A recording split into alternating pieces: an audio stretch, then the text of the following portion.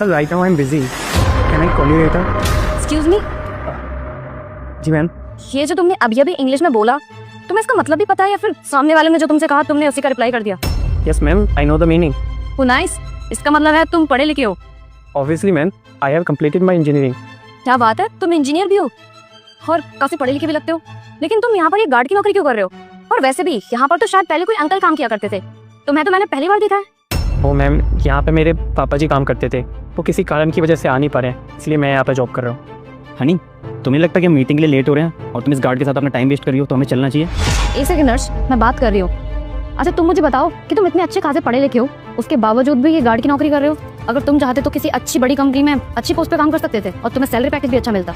Actually ma'am, मैं एक engineer हूँ और मैं एक IT कंपनी में काम भी कर रहा था, लेकिन किसी वजह से ना उस कंपनी में से कुछ एम्प्लॉयर्स को बाहर निकाल दिया गया, जिनमें से एक मैं भी हूँ। और फिर उसके बाद मेरे पापा जी की भी तबीयत ख़राब हो गई, तो घर का खर्चा कैसे चलता, इसलिए मैंने उनको कहा कि आपकी जॉब पे मैं चला जाता हूँ। और एक वो दिन था और आज का दिन है, तब से मैं यहाँ गार्ड की जॉब कर रहा हूँ। तुम तो बहुत अच्छे हो।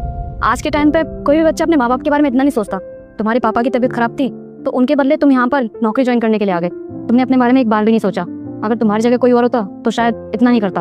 सच में तुम तो बहुत अच्छे हो। हाँ मैम, वो क्या है ना, बचपन से ही मैंने अपने पापा जी को एक गार्ड की जॉब करते हुए देखा है और उन्होंने मुझे इतना बड़ा किया, इतना पढ़ाया लिखाया, वो भी इस गार्ड की नौकरी की वजह से। इसीलिए मैम, अब घर का खर्चा तो चलाना ही था ना, मेरे पास जॉब नहीं थी। और ऐसा नहीं है मैम, मैंने दूसरी कंपनियों में ट्राई नहीं किया, मैंने दूसरी जगह भी गया, वहाँ पे बहुत सारे इंटरव्यू वगैरह भी दिए, लेकिन कहीं पर सिलेक्शन नहीं हो पाया।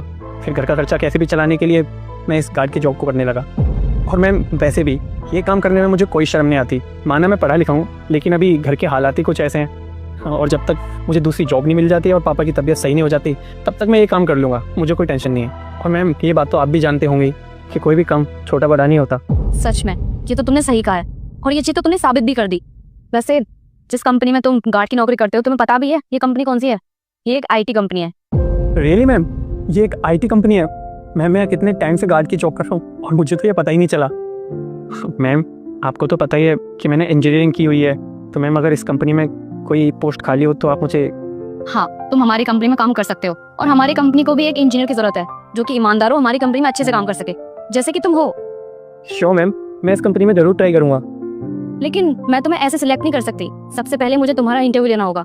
अगर तुम इंटरव्यू क्रैक करते हो, उसके बाद ही हम डिसाइड करेंगे कि तुम हमारी कंपनी में काम कर सकते हो या फिर नहीं। श्योर मैम, मैं पूरी मेहनत करूँगा कि मैं इंटरव्यू क्रैक कर पाऊँ, और मैं जॉब लगने के बाद ना मैं पूरी ईमानदारी से काम करूँगा। ठीक है, तो फिर कल सुबह 10 बजे मिलते हैं। ठीक है मैम, मैं कल सुबह टाइम से पहुँच जाऊँगा। Thank you ma'am, thank you. आज तुम्हारे घर खुशखबरी आने वाली है। बस तुम वीडियो को लाइक करके चैनल को सब्सक्राइब करो।